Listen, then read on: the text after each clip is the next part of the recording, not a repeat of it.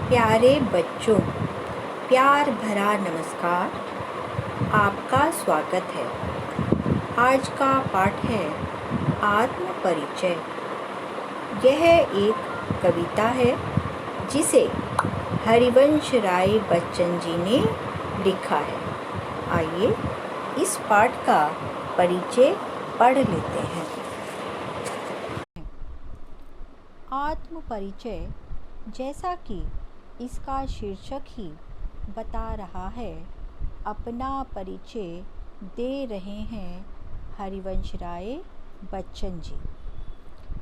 अपने आप को जानना, हम सब जानते हैं कि दुनिया को जानने से भी अधिक कठिन है।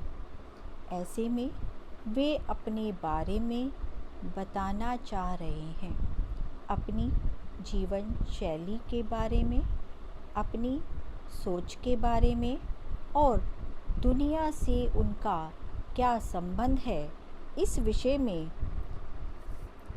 समाज में व्यक्ति का नाता खट्टा मीठा तो होता ही है, लेकिन जग जीवन से पूरी तरह से निरपेक्ष रहना संभव नहीं है।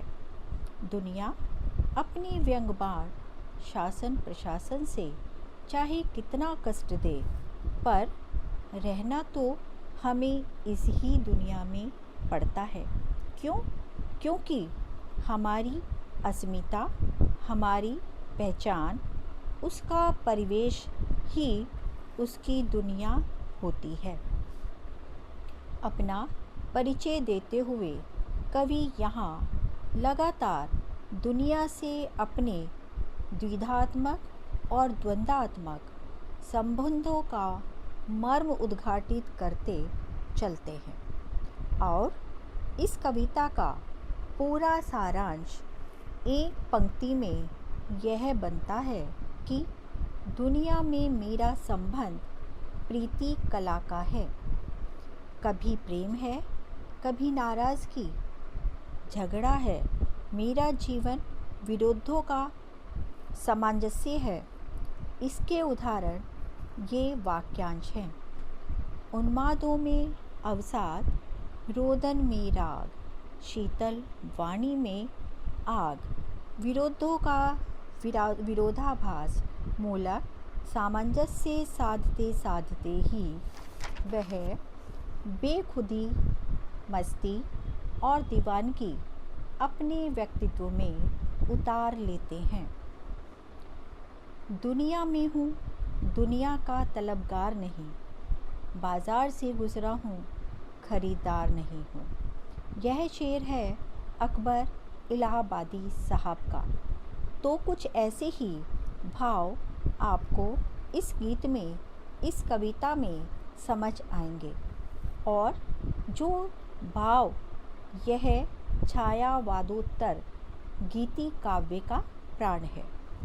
आइए शुरू करते हैं आत्म परिचय। इसके कवि हैं हरिवंश राय बच्चन जी। अब ये 8 पंक्तियाँ हम पहले पढ़ेंगे। कवि अपने जीवन और व्यक्तित्व की अंतर्निहित बातों को उजागर कर रहे हैं। आइए शुरू करते हैं। मैं जग जीवन का भार लिए फिरता हूँ, फिर भी जीवन में प्यार लिए फिरता हूँ। मैं, कवि ने अपने लिए प्रयोग किया है।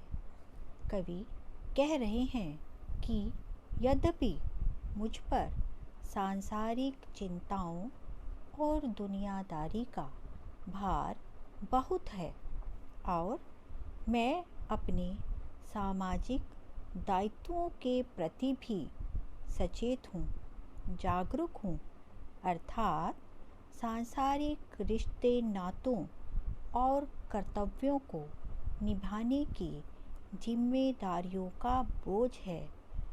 बोझ उठाते हुए कष्ट तो होता ही है, लेकिन उन कष्टों को उठाते हुए भी मेरा हृदय प्रेम से परिपूर्ण रहता है।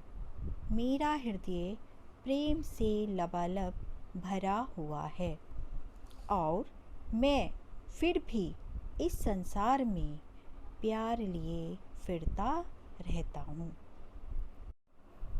कर दिया किसी ने झंकृत जिनको छूकर, मैं सांसों के दो तार लिए फिरता हूँ। झंकृत का अर्थ होता है झंकार उत्पन्न करना। झंकार कहाँ उत्पन्न होती है? जैसे कोई तार वाले वाद्य यंत्र होते हैं, जब उनके तारों को छूते हैं तो ध्वनि उत्पन्न होती है, तो उसी को हम झंकार कहते हैं। किसी शब्द का प्रयोग यहाँ कवि की प्रिय के लिए हुआ है, जो अज्ञात है, अनजान है। सांसों के दो तार क्या हैं? ये जीवन का प्रतीक है और यह जीवन उसकी प्रिया ने उसे दिया है। कवि कह रहे हैं कि मुझे मेरे किसी प्रिय ने प्रेम किया है, जिसने मेरे मन रूपी वीणा को झंकृत कर दिया है। अर्थात कवि की भावनाओं को छू लिया है और उन भावनाओं में जो कंपन है वही प्रेम है। उसी प्रेम से भरे हुए जीवन को मैं इस संसार में लिए घूमता रहता हूँ। मैं स्नेह सुरा का पान किया करता हूँ, मैं कभी न जग का ध्यान किया करता हूँ। कवि कहते हैं कि मैं स्नेह रूपी मदिरा का पान किया करता हूँ, अर्थात मुझे अपने जीवन में जो स्नेह मिला है, प्राप्त हुआ है, उसके नशे में इतना मतवाला हूँ कि मैं उसी स्नेह सुरा को पीता हूँ। उस स्नेह मदिरा को पीकर बेसुध हूँ और मैं कभी जग का ध्यान किया करता हूँ। कि कवि कह रहे हैं कि इसे दुनिया की कोई परवाह नहीं है, वह प्रेम रूपी मदिरा के प्रभाव में बेसुध है और अपने में मस्त है। जग पूछ रहा उनको जो जग की गाता। यहाँ पर कवि कह रहे हैं कि दुनिया स्वार्थी है। जग अर्थात संसार, दुनिया, यह उन्हीं को महत्व देती है जो इस दुनिया के बारे में अच्छी बातें करते हैं, उनकी प्रशंसा के गीत गाते हैं।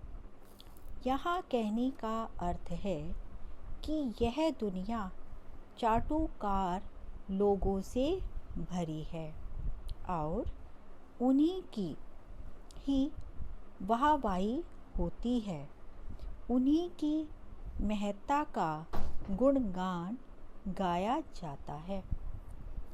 दुनिया उन्हीं को पूछती है जो दुनिया की तारीफ करते हैं, तो चाटुकारिता को दुनिया महत्व देती है।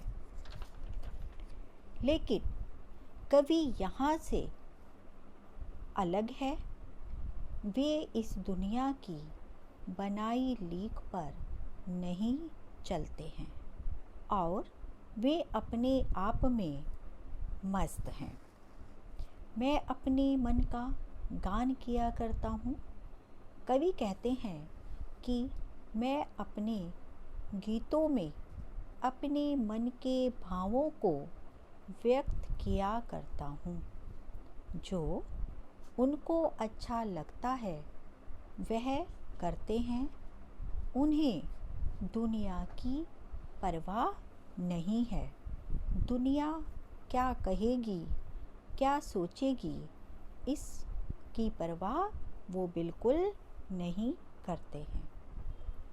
इनका शिल्प सौंदर्य इस प्रकार होगा। मैं कवि ने अपने लिए प्रयोग किया है। तत्सम प्रधान खड़ी बोली है। भाषा में अभिव्यक्ति की सरलता है। भाषा निर्झर के समान निर्बाध प्रवाहमयी है। गीत को गाया जा सकता है, गीतात्मक है। जग जीवन ज जा की आवृत्ति होने के कारण यहाँ पर अनुप्रास अलंकार है। सांसों के तार में रूपक अलंकार है।